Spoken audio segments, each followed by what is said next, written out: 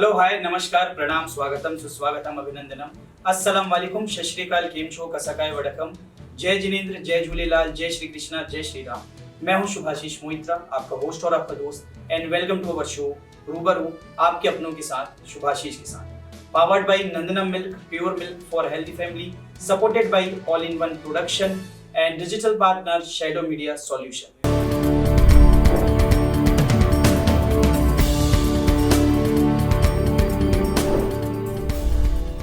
कहते हैं मददगारों के मददगार है पुलिस प्रशासन, प्रदेश के प्रेरणा स्रोत है पुलिस प्रशासन, देश की आन बान शान है पुलिस प्रशासन। बस इतना ही कहूंगा, हम सब के लिए एक प्यार है पुलिस प्रशासन। और इसी ही प्यार के साथ आज मैं आप सभी को रूबरू कराना चाहूंगा बिलासपुर जिले के एसपी रिस्पेक्टेड प्रशांत अग्रवाल जी। बहुत बहुत स्वागत है सर आपका हमारे इस टॉक शो रूबरू आपके अपनों के साथ शुभाशीष के साथ में। सर, बिलासपुर जिले के एसपी होने के नाते बतौर एसपी आपको किस तरह की चुनौतियों का सामना करना पड़ता है, सबसे पहले मैं ये जानना चाहूंगा।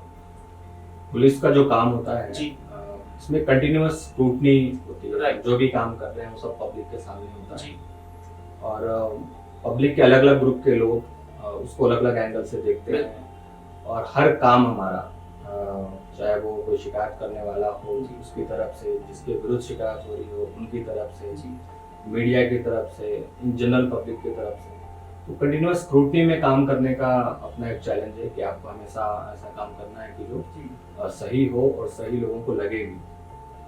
उसके अलावा जो अपेक्षाएं हैं लोगों की, एक्सपेक्टेशंस हैं पुलिस को लेकर के, जितना वो हम लोगों से काम चाहते हैं, वो एक बड़ी चुनौती होती है।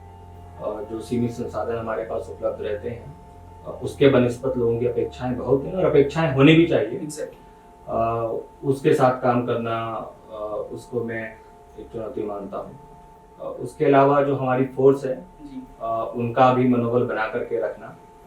कई बार एडवर्स पुलिस अच्छा काम करती है जो उसको नियम के अनुसार करना पड़ता है, परंतु कई बार वो भी लोगों को की नज़र में नेगेटिव होता है। जैसे कोई ग्रुप है जो कोई डिमांड कर रहा है जो उनकी नज़रों में जायज़ है, लेकिन किसी भी ग्रुप का ये हक नहीं बनता कि कोई रोड को ब्लॉक कर दे। कई बार पुलिस को फोर्स को उपयोग करके उसको हटाना भी पड़ता है और कई बार इसकी निंदा भी होती है, लेकिन कानून के हिसाब से वो सही है जी। और देश में शांति व्यवस्था बनाए रखने के हिसाब से भी कई बार कड़े कदम उठाने पड़ते हैं। तो इन सबको भी ध्यान में रखते हुए पुलिस का जो काम होता है वो चुनौतीपूर्ण होता है। सर, जैसे कि चुनौतियों के बारे में आपने बताया, लेकिन अक्सर ये भी देखा गया है कि पुलिस वालों की इमेज को लेकर अक्सर कुछ न कुछ नकारात्मक सवाल उठते रहते हैं, तो इसमें आप क्या प्रकाश डालना चाहेंगे, क्या विचार इसमें आप देना चाहेंगे? पुलिस का काम मोस्ट ऑफ द जो वर्क है पुलिस का वो नेगेटिव साइड वाला होता है कि लोगों को रोकना टोकना है जी, लोगों को नियमों से बांधे रखना है जी। कई बार लोगों को नहीं पसंद आता। कोई भी शिकायत जब आती है थाने में तो उसमें दो पक्ष होते हैं, दोनों का अपना अलग अलग नजरिया होता है। दोनों को लगता है मैं सही हूँ, लेकिन पुलिस को उनमें से अपनी जांच करके विचार करके कोई एक साइड का पक्ष कई बार लेना होता है। तो कई सारे लोग हमेशा कुछ ना कुछ चीज़ों को लेकर के नाराज रहेंगे और ये हमारे काम का पार्ट है। उसके अलावा नेगेटिव इमेज को लेकर के हम लोग की कोशिश रहती है कि उसको हम लोग जो भी पॉजिटिव वर्क भी बहुत सारा करते हैं उसको भी लोगों तक सामने हम लोग लाते रहें। और वो कोशिश आजकल हम लोग सोशल मीडिया के माध्यम से और मीडिया के माध्यम से करते भी, और बहुत सारे काम जो पुलिस के पॉजिटिव होते हैं उसको लोग अप्रिशिएट भी करते हैं। राइट। सर, जैसा कि हमने पता किया कि आपने नक्सल क्षेत्र में भी कई वर्षों तक अपनी सेवाएं दी, तो वहाँ के कुछ अनुभव मैं जानना चाहूँगा कि कैसा अनुभव रहा आपका एक नक्सल क्षेत्र में और एक शहरी क्षेत्र में? नक्सल क्षेत्र में पदस्थापना का अपना एक बहुत अच्छा अनुभव रहता है, बहुत एक लाइफ के लिए फुलफिलिंग और एनरिचिंग एक्सपीरियंस है जी। मेरी जो ट्रेनिंग थी, ट्रेनिंग समय से ही मैं बस्तर में था। मेरा प्रोबेशन डिस्ट्रिक्ट कांगेर था, अजय यादव एसपी थे, और मेरे ज्वाइन करने के अगले दिन एक नक्सल घटना भी हुई थी जिसमें हम लोग बाद में विजिट के लिए गए भी थे। शुरू का समय नक्सल क्षेत्र में शुरू के लगातार 4-5 साल के आसपास में कांकेर, नारायणपुर, बीजापुर, कोंडागांव, बस्तर इन क्षेत्रों में रहा। और नक्सल क्षेत्र में मतलब लाइफ एंड डेथ का जो संघर्ष है वो वहाँ पे देखने को मिला। और वहाँ पे रहने से जो फोर्स का काम है उसके लिए जो रेस्पेक्ट शुरू से इस नौकरी के प्रति आया, तो वहाँ पे भी मुझे बहुत ज़्यादा देखने को मिला। एक ऑपरेशन था, कुछ ऑपरेशंस में शुरू में जब हम लोग जाते थे, नारायणपुर में मैं एएसपी था, वहाँ पे एक ऑपरेशन में टीम्स निकली हुई थी, मल्टीपल टीम्स का एक ऑपरेशन था। मैं मोस्टली सीखने के लिहाज से उस टीम में शामिल था।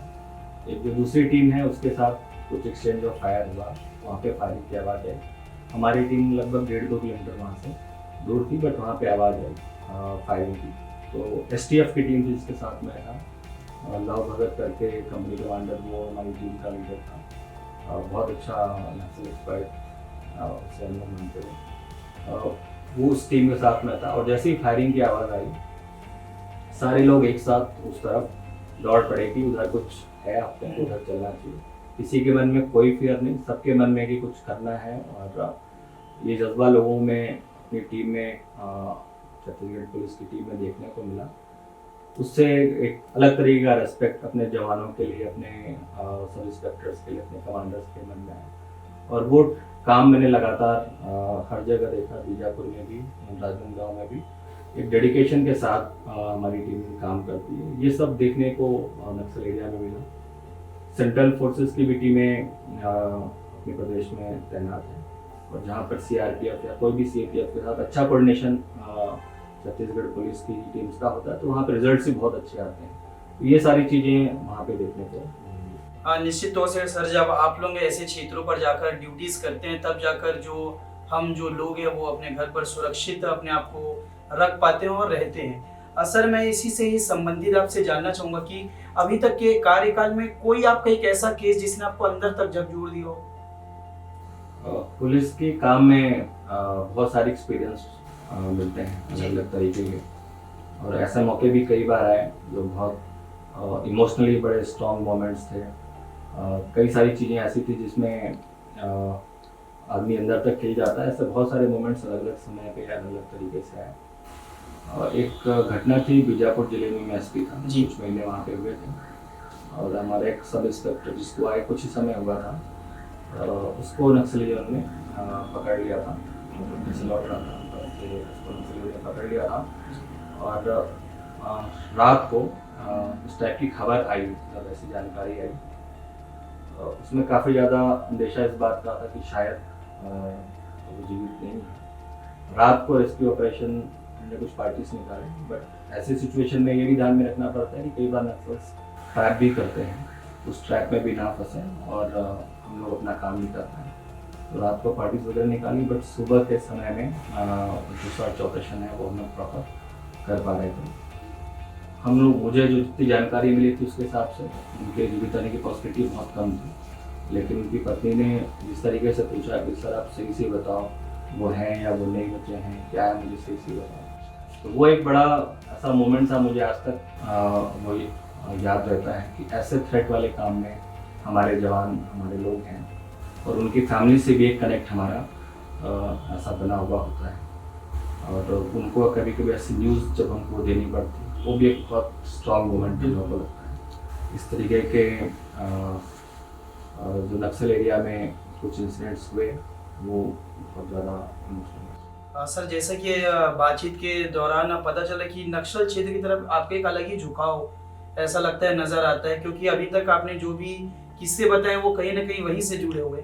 मैं जानना चाहता हूँ कि जब आपने शहरी क्षेत्रों की ओर जब आपने सेवाएं देना शुरू करी, उसमें कुछ ऐसा किस्सा हुआ हो? शहरी क्षेत्रों का भी अपना अलग एक्सपीरियंस होता है। यहाँ पे पब्लिक एट लार्ज को जो उनको सर्विस प्रोवाइड करनी है।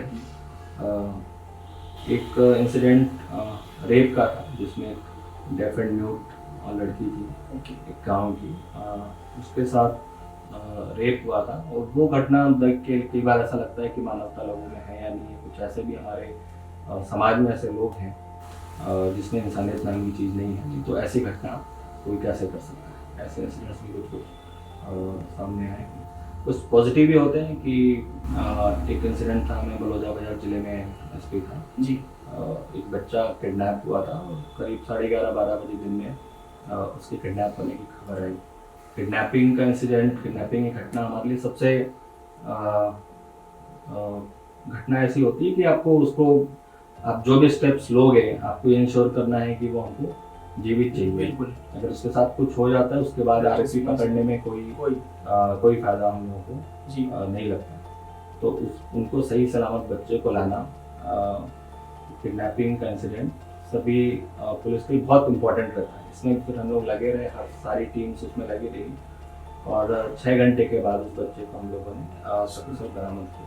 लेकिन वो जो 6 घंटे का समय था उसमें इतने सारे काम हम लोगों ने किए, जब मिलने के बाद लगा कि हम लोग पता नहीं कितने दिनों से इस काम में लगे हुए थे। लेकिन चूंकि वो सक्सेसफुली हम लोगों ने उसको रिकवर कर लिया तो उसका एक अपना एक अलग उसकी खुशी थी उनके परिवार वालों में, उनके गांव के लोगों में और पुलिस के हर टीम में मेंबर में जो इसमें इन्वॉल्व था। और ऐसा एक्सपीरियंस देगा बहुत मन को शांति देता है और लगता है कि इस नौकरी में मेरा निश्चित तौर से सर, जैसा कि आपने बताया सकारात्मक नकारात्मक हर तरह की घटनाओं का आप लोगों को सामना करना पड़ता है और उसमें आप लोग विजय भी प्राप्त करते हैं, जीत भी हासिल करते हैं और हमारे जिले का, हमारे प्रदेश का नाम गौरवान्वित करते हैं। सर, अगर जिले में कोरोना कहर की अगर हम बात करें तो शुरुआती दौर में लोग काफी डरे सहमे हुए थे, लेकिन आज जब आंकड़े सैकड़ों को छू रहे हैं तो लोगों में वो जागरूकता, वो सजगता नहीं दिख रही है। इसके पीछे आप क्या कारण देखते हैं और क्या सुझाव देना चाहेंगे? बिल्कुल सही बात है। पिछले कुछ दिनों से जी जब कोरोना के नंबर्स बढ़ने लगे हैं एग्जैक्टली, तब लोगों में लापरवाही नजर आ रही थी। जबकि पहले शुरुआती मार्च अप्रैल मई स्टार्टिंग वगैरह में लोग काफ़ी ज़्यादा रूल्स फॉलो करते थे। लगातार लोगों को बांध के रखना भी संभव नहीं था, इकोनॉमिक एक्टिविटीज़ भी देखनी थी। तो जो भी डिसीजंस लिए गए हैं लोगों की जो जीविका है वो भी चलती रहे, लेकिन ऐसे समय में हम लोगों को प्रिकॉशंस लेना नहीं छोड़ना है। कोरोना का थ्रेट ख़त्म नहीं हुआ है। जो बेसिक 3 चीज़ें हैं कि मास्क लगाना, हाथ को सैनिटाइज करना हमारा और डिस्टेंसिंग मेंटेन करना, ये बेसिक 3 की चीज़ें हैं जिसको हम लोग को लगातार फॉलो करना है। अनावश्यक मूवमेंट अभी भी हम लोग अवॉइड कर सकते हैं, अनावश्यक कार्यक्रम अवॉइड कर सकते हैं, भीड़ वाली जगह जाना अवॉइड कर सकते हैं। उसको ध्यान रखना बेहद आवश्यक है ताकि हम लोग इस जो महामारी है उसको कंट्रोल में रख सकें। सर, जैसे जनता की बात करें तो साथ साथ जब हमने देखा कि शुरुआती दौर में हर जगह पर, हर चौक पर प्रशासन भी पूरी तरह से मुस्तैद थी, आज थोड़ी वहां पर कुछ कमी नजर आ रही है या उसके पीछे क्या वजह है वो मैं जानना चाहूँगा। जब पुलिस की मैं बात करूँ जी, तो जब लॉकडाउन लगा था जी, मार्च एंड में और अप्रैल मंथ में खास करके, तो इस समय ऑलमोस्ट टोटल लॉकडाउन था, मूवमेंट बिल्कुल रुके हुए थे। इकोनॉमिक एक्टिविटीज भी बेसिक जो मिनिमम आवश्यक थी उनके अलावा बाकी सारी एक्टिविटीज रुकी हुई थी। तो इस समय हमारा क्राइम भी कम था, हमारे पास और कोई क्राइम ऑलमोस्ट नहीं था। किसी प्रकार के लड़ाई झगड़ों की रिपोर्ट नहीं आ रही थी, किसी प्रकार के अटेम्प्ट टू मर्डर, किसी प्रकार किडनैपिंग, ऐसी किसी प्रकार की रिपोर्ट नहीं आ रही थी। लेकिन जैसे ही सारी एक्टिविटीज नॉर्मल हुई तो फिर बाकी सारे भी काम हम लोग के पास आने लगे। तो अभी हमारे पास दोहरा चैलेंज है कि हमको normal law and order, normal crime detection का भी हमारा काम है। उसके साथ साथ जो लॉकडाउन से रिलेटेड जो कुछ प्रिकॉशंस लोगों को फॉलो करवाने हैं, मास्क पहनना, डिस्टेंसिंग मेंटेन कराना, वो भी दोनों काम है। तो दोनों काम होने की वजह से कभी कभी ऐसी स्थिति आती है, लेकिन अभी भी हम लोग लगातार इसको लेकर के सतर्क। निश्चित तौर से सर, आप लोगों की जिम्मेदारियां इतनी जगह बढ़ जाती है, लेकिन फिर भी कोई भी जिम्मेदारी हो, ऐसा नहीं कि इसमें हमने 50% दे दिया, इसमें 80% दे दिया, 100% देकर ही पूरी जिम्मेदारियों का पालन करके आप हमें और पूरे प्रदेश को, जिले को सुरक्षित करते हैं। सर, एक चीज युवाओं को आज देखा जाए तो हर एक तीसरा युवा पीएससी, यूपीएससी की तैयारी कर रही है, गवर्नमेंट एग्जाम्स की प्रिपरेशन कर रहे हैं। तो उन युवाओं को आप क्या मार्गदर्शन देना चाहेंगे, क्योंकि आप भी इस क्षेत्र से जुड़े रह चुके हैं? यूपीएससी का जो एग्ज़ाम है वो आपका ज्ञान, आपकी बुद्धि को तो टेस्ट करता ही है। उसके अलावा आपका पेशेंस, आप कितना हार्डवर्क कर सकते हो, आप में कितनी दृढ़ इच्छा शक्ति है, ये सब भी टेस्ट होता है। बिल्कुल। तो जब भी यूपीएससी एग्ज़ाम की तैयारी अपने आप में हम लोगों को तैयार करती है इस जॉब के लिए, ऐसा मैं मानता हूँ। जो भी इस तैयारी में लगे उनको मेरा यही सुझाव है कि आपको पेशेंस मेंटेन करना पड़ेगा। और आपको जब आप इस तैयारी के लिए जाएंगे तो बहुत सारा स्टडी मटेरियल होता है, बहुत सारे कोचिंग इंस्टीट्यूट्स भी होते हैं, बहुत सारे लोग आपको गाइड करने वाले भी मिल जाएंगे, बहुत सारे लोग आपको चीज़ें अलग अलग बताने वाले भी मिल जाएंगे। आप उन सबको सुनो, आप उन सबको समझो, लेकिन आपको अपने लिए अपना एक पैटर्न खुद बनाना पड़ेगा। आपकी अपनी कैपेसिटी के हिसाब से, आपके अपने इंटरेस्ट के हिसाब से आपको अपने लिए निर्णय खुद लेना पड़ेगा कि आप क्या सब्जेक्ट्स लेकर के पढ़ोगे, आपका सिस्टम पढ़ाई का कैसा रहेगा।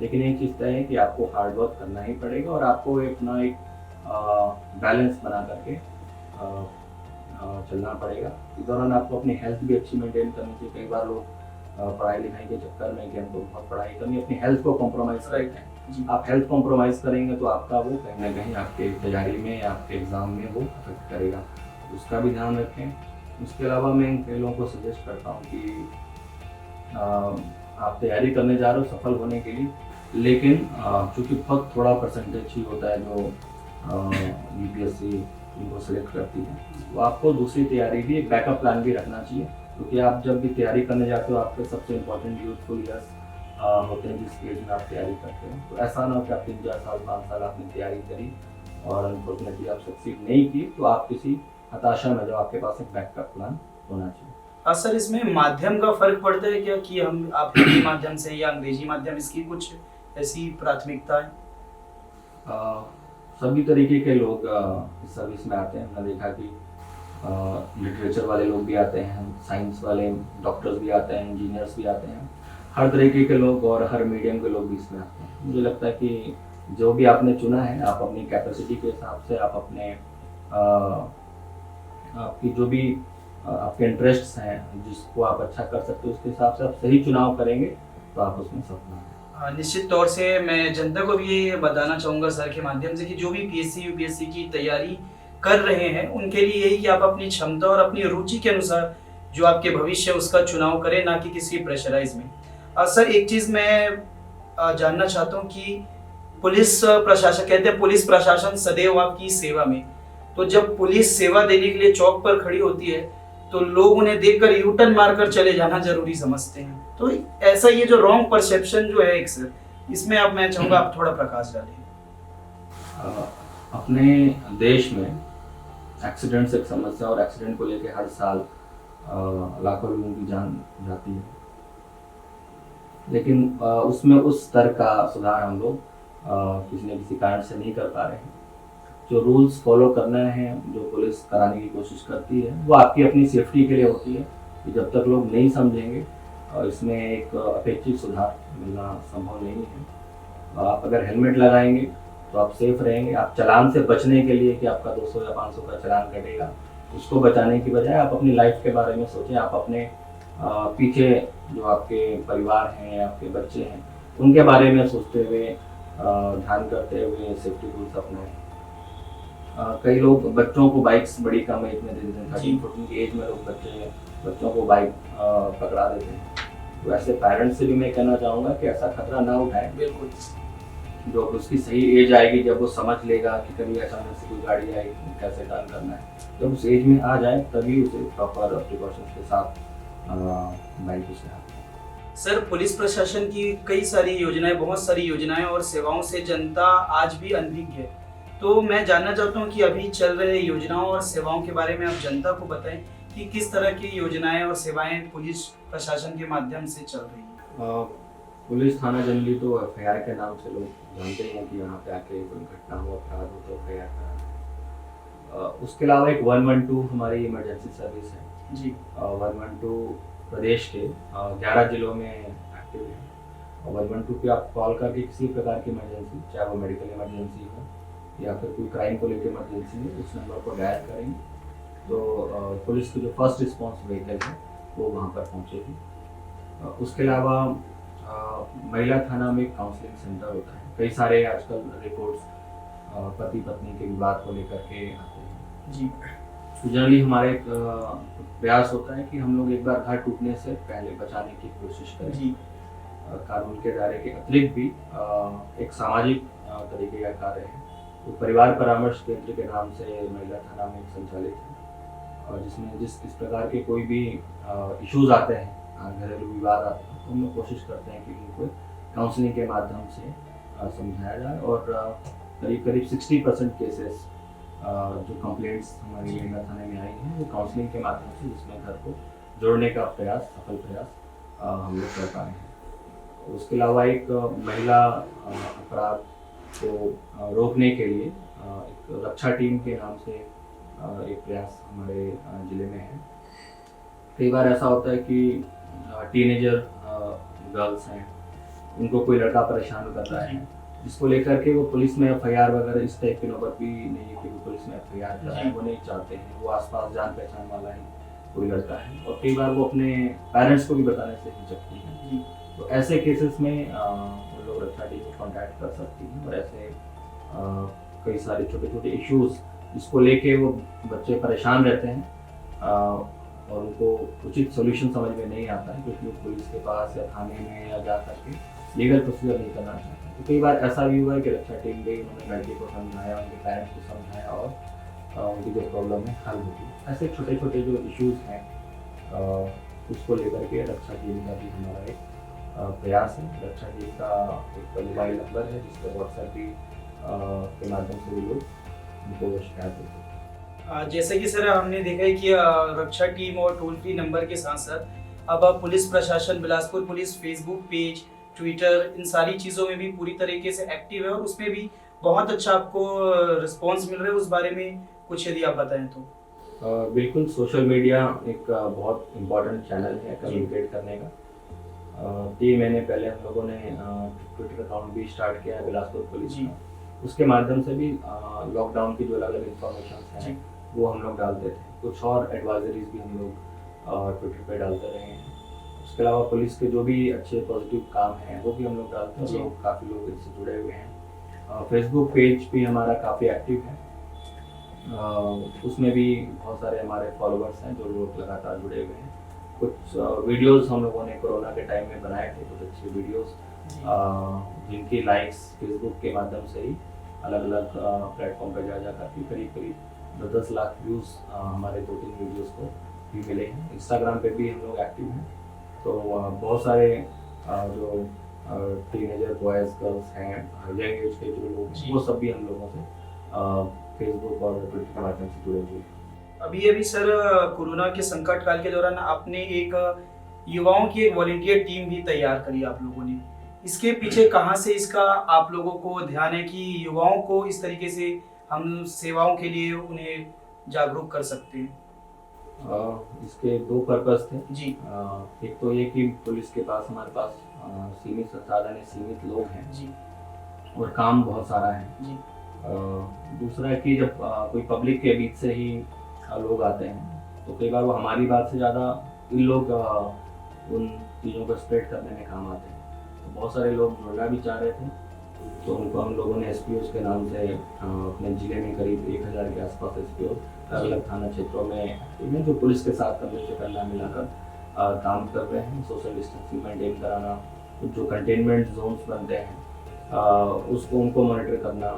अपने यहाँ बहुत सारे मजदूर बाहर से आए थे, वो लंबे समय क्वारंटाइन सेंटर्स में रहे, तो उनके मॉनिटरिंग करना, ये सारा सहयोग हम लोगों को उनसे मिला है। और उन लड़कियों ने बहुत ही सीरियसली इस काम को लिया और बहुत मेहनत भी उन्होंने करी है। उन सबको हम लोग बहुत अप्रिशिएट करते हैं और उनकी वजह से हम लोगों का काफ़ी सारा काम आसान है। जी, निश्चित तौर से हमें भी ये देखने को मिलता है कि जब भी हम भी 8 बजे 9 बजे जब हम घर की ओर निकलते हैं तो हर एक चौक पर वो पूरी तरीके से तैनात रहते, चाहे बारिश हो या चाहे धूप रहे। तो एक बहुत ही अच्छा आप लोगों का ये प्रयास है और हम अपने चैनल के माध्यम से धन्यवाद देना चाहेंगे सर आपका कि इस तरह के सराहनीय प्रयास आप लोग उठा रहे हैं। सर मैं जानना चाहता हूँ कि व्यक्तिगत तौर से और एक पेशेगत तौर से एक एसपी होने के नाते भी हमारे जो प्रदेश के जिले के जो युवा हैं उन्हें आप अपने तरफ से क्या संदेश, क्या मैसेज देना चाहेंगे? युवा वर्ग के लिए मैं 2 बातें कहना चाहूँगा जी। एक, किसी भी नशे की लत से दूर रहें जी। नशे की लत में एकदम यंग एज में नशे की लत में आकर के कई बार जो युवा लोग हैं वो गलत रास्ते पे चले जाते हैं जी, तो वो ना जाएं। ये आपके बहुत इम्पोर्टेंट ईयर्स हैं, इम्पोर्टेंट समय है, इसका सकारात्मक उपयोग करें। दूसरे बात मैं कहना चाहूँगा कि सोशल मीडिया को लेकर के आजकल लगभग सभी लोग सोशल मीडिया से जुड़े हुए हैं जी। कई बार मतलब दोस्ती यारी में या मस्ती में कई लोग ऐसी प्राइवेट इंफॉर्मेशन शेयर कर लेते हैं सोशल मीडिया पे, प्राइवेट फ़ोटोज़ शेयर कर लेते हैं, जिसकी वजह से उनको बाद में कहीं ना कहीं परेशानी होती है। तो सोशल मीडिया का उपयोग रिस्पॉन्सिबली करें, इसमें ऐसा कोई डेटा ना डालें जिसको आपको बाद में आप ना चाहते हैं पब्लिक डोमेन में है। सोशल मीडिया में कहीं पर भी डालना चाहे आप उसको कितना ही प्राइवेट करके रखो, वो कहीं ना कहीं फॉरवर्ड होकर सर्कुलेट होकर के उसकी चांसेस होते हैं कि वो पब्लिक डोमेन में आ जाएगा, तो उसको लेकर के अलर्ट रहें। सर, जैसा कि आपने अपने व्यक्तिगत और अपने पेशेगत अनुभव हमारे इस टॉक शो रूबरू आपके अपनों के साथ में साझा किया, और कहीं ना कहीं पुलिस प्रशासन के लिए मैं कहना चाहूँगा कि शेरों की तरह मैदानी जंग में दहाड़ देते हैं, दुश्मनों को कागज की तरह फाड़ देते हैं। इतिहास सदा दोहराएगा पुलिस प्रशासन की विकास की और उनके सेवाओं और उनके कार्यों की गाथा, क्योंकि पुलिस प्रशासन जहां भी जाती है वहां सफलता के झंडे गाड़ देती है। तो सर, बहुत बहुत धन्यवाद हम देंगे कि आपने अपना कीमती वक्त निकालकर इस टॉक शो में अपने अनुभव और अपने एक्सपीरियंस और अपने सारी चीजें हमसे शेयर की। तो आज हमारे बीच थे बिलासपुर जिले के एसपी रिस्पेक्टेड प्रशांत अग्रवाल जी। बहुत जल्द आप सभी से फिर मुलाकात होगी, सिर्फ और सिर्फ रूबरू आपके अपनों के साथ, शुभाशीष के साथ। Powered bye Nandana milk, pure milk for healthy family, and supported by all-in-one production, photography partner Shivam Patanwar photography and digital partner Shadow Media Solution। धन्यवाद। जय हिंद, जय भारत, जय छत्तीसगढ़।